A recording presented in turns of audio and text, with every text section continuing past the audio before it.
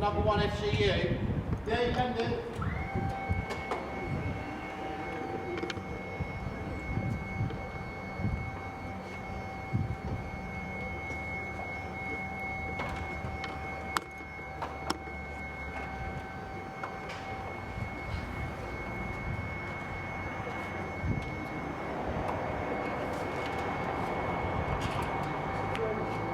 Yeah, very little fuel tank. Okay, Nick? Yeah, it's not too long.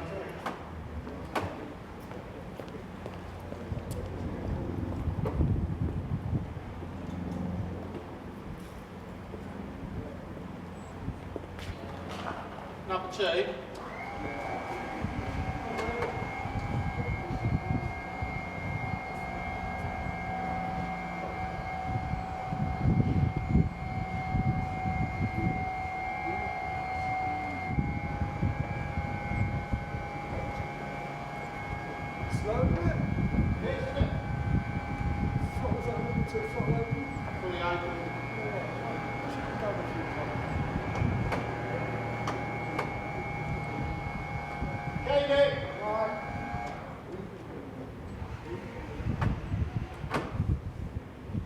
Two fail safe. Okay, number two. Yeah.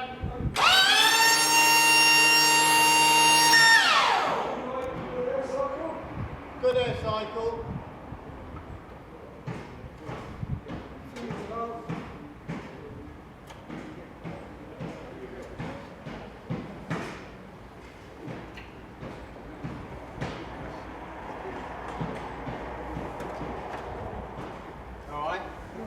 Blow that number one air valve then, yeah.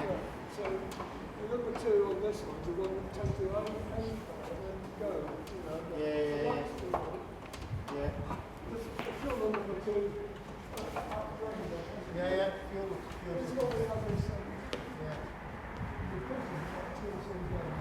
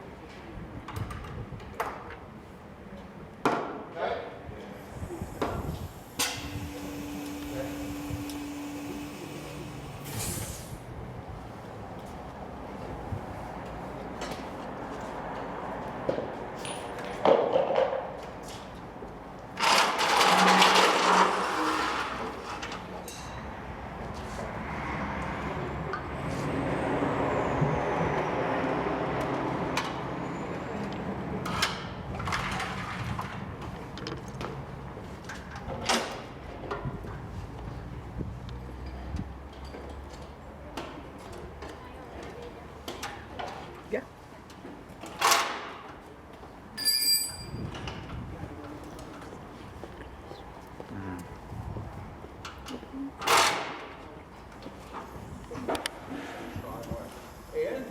Yeah, we'll wait on this. Yeah, absolutely.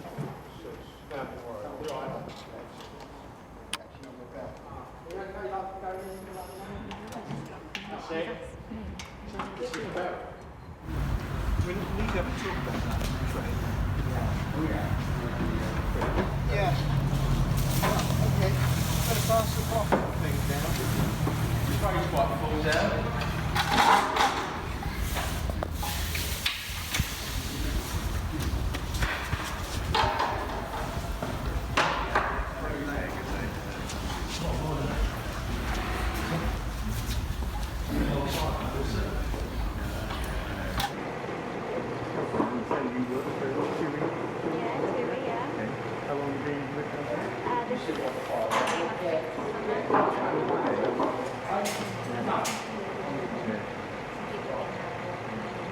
All right, okay. Yeah. Do you enjoy it?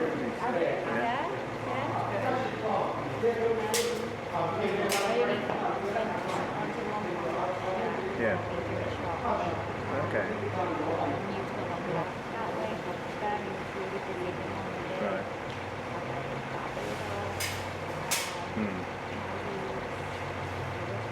Yeah, okay. Yeah. Right.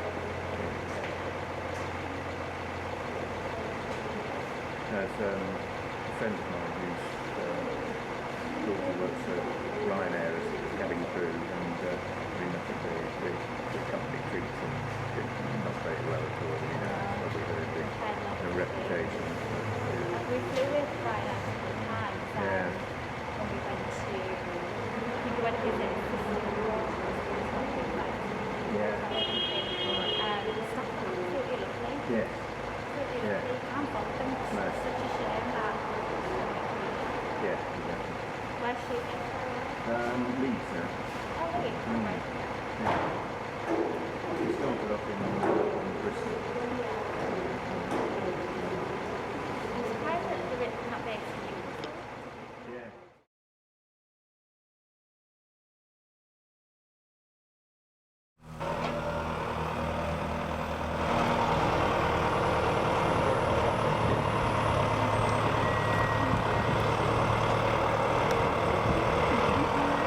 I think sorry, in fact, we probably think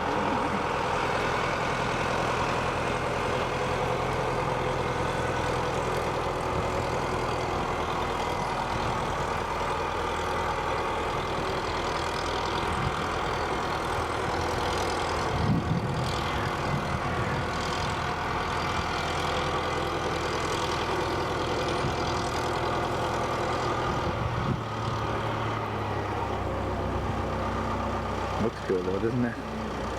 Do you prefer the camel one or the grey one? I like the camera colours. That's cool, isn't it?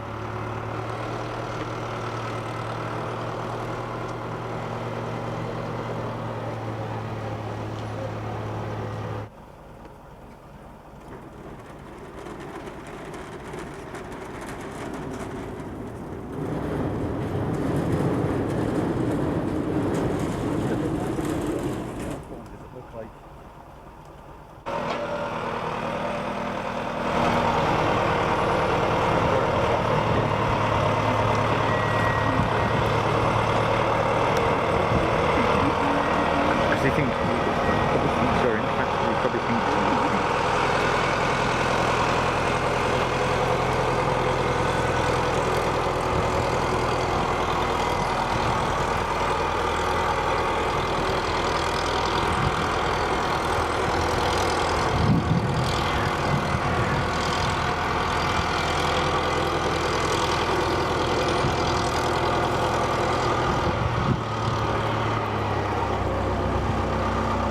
looks cool though, doesn't it? Do you prefer the camel one or the grey one? I like the camera colours. That's cool, isn't it?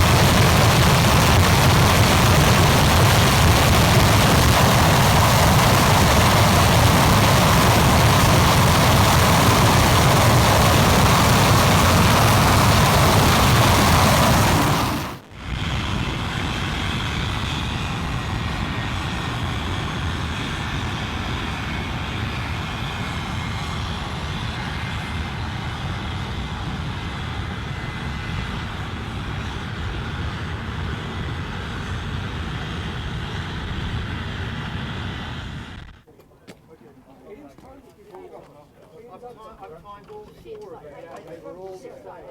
All exactly the same.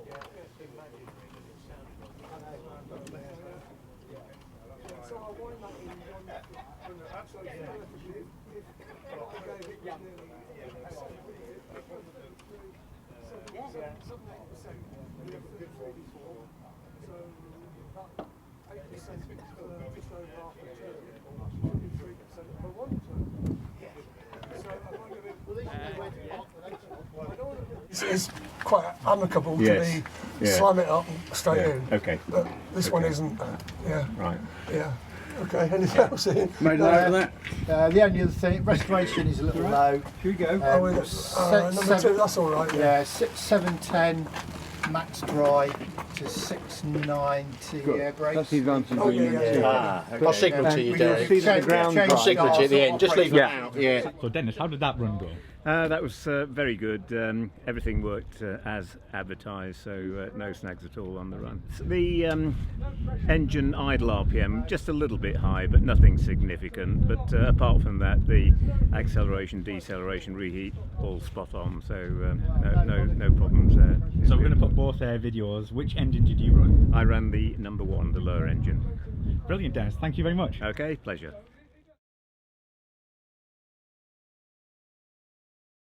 Very brilliant design, actually. Loads of little switches and twirly knobs and what have you, you know, that gave you full control of the radar functions.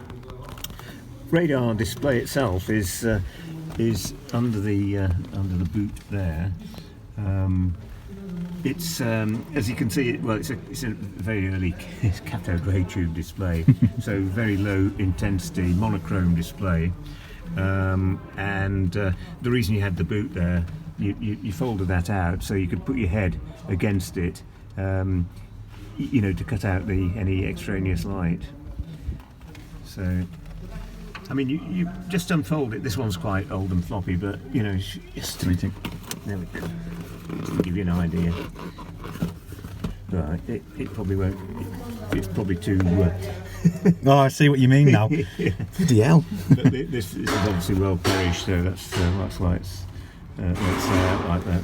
But once you've got your eyes against that, obviously you need the autopilot in to fly the aircraft, because you know once your head's down there, you're not very aware of what's happening. Control column, obviously. Firing lever on the front there.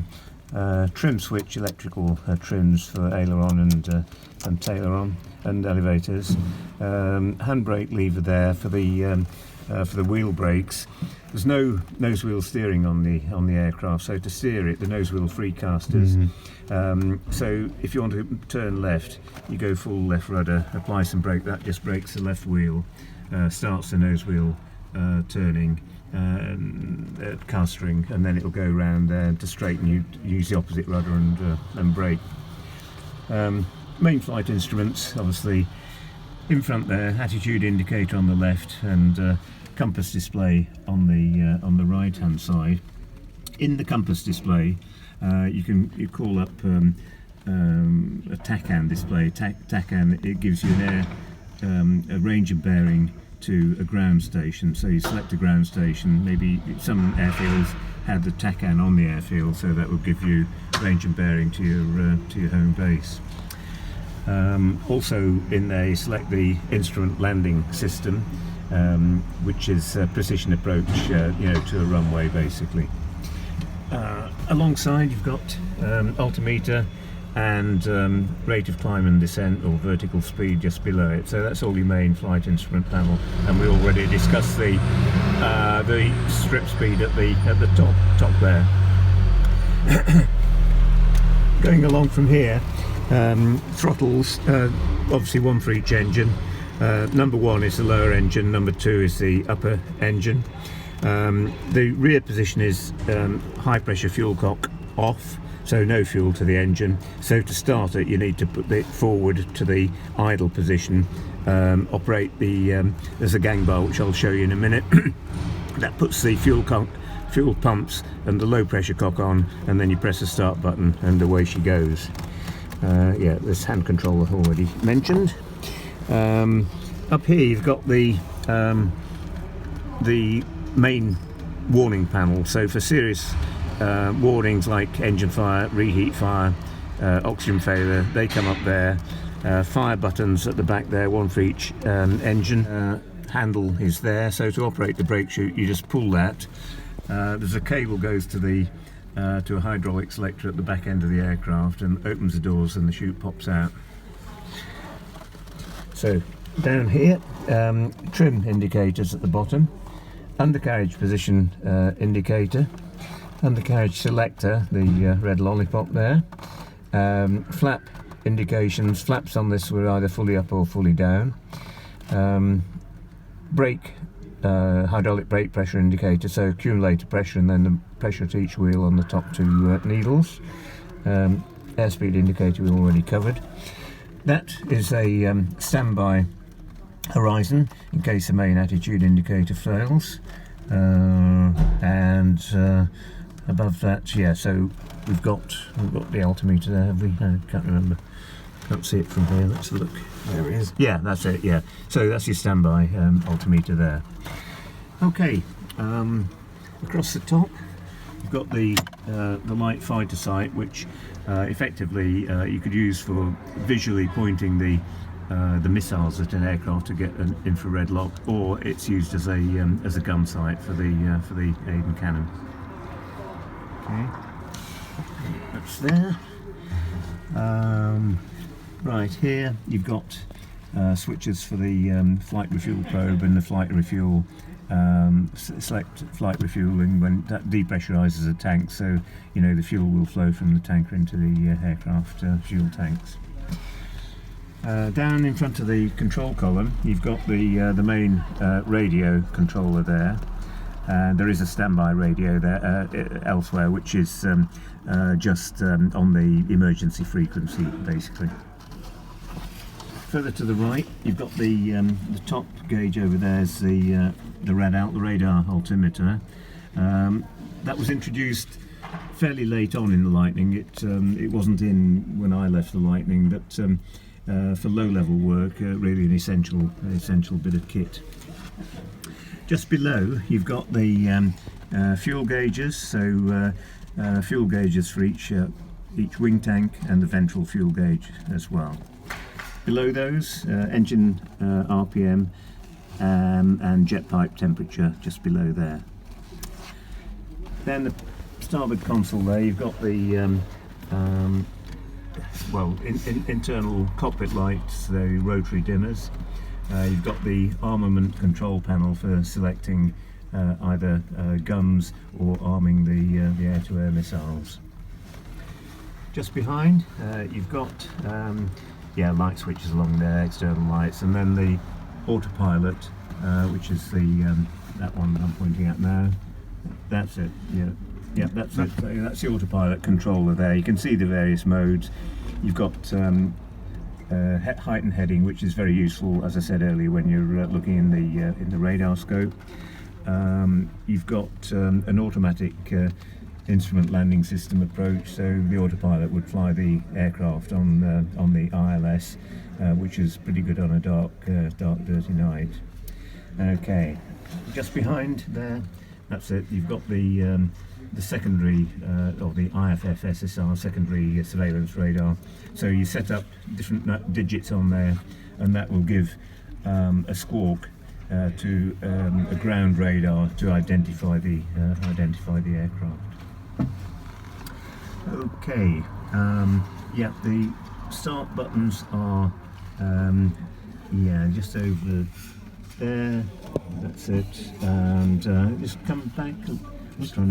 I can't see them from this side very well. I think they're just below this, aren't they? Yes, that's it. Yeah, you can. It's a bit in the dark there. Yeah, and just down by your right side, there's what we call the it's a rapid start gang bar. So to start the engines, there's one lever there. You pull it up, and it will switch all of those switches on. So that's fuel cocks, fuel pumps, and one or two other things as well. You normally preset one or two of those switches before while you're getting the aircraft ready to start. But the start, very quick. Open the high pressure cock over here, gang bar up, start isolate, and press one of the starter buttons, and away she goes. So yeah, very quick sort of startup. Right, up here you've got the auxiliary warning panel, which has got warnings of lesser importance, like a single hydraulic failure, a fuel low pressure warning, oil pressure warning, etc. I don't know whether you can see the captions there. Just about. Just about. Oh yes, you can. Just a bit of light there, yeah. So you can see the various captions on there. And yeah, that's about it really. Obviously sitting on the ejection seat, which you can motor up and down to cater for pilots of different heights. It's electrically operated. Canopy, if you did have to eject, the canopy would have to go first. The seat wouldn't go through the canopy on this. So the ejection sequence would be, you could either use the top firing handle if it was a premeditated ejection, or for most cases you'd use the bottom handle down between your legs there. So you pull that, canopy is jettisoned, and then the seat fires shortly afterwards.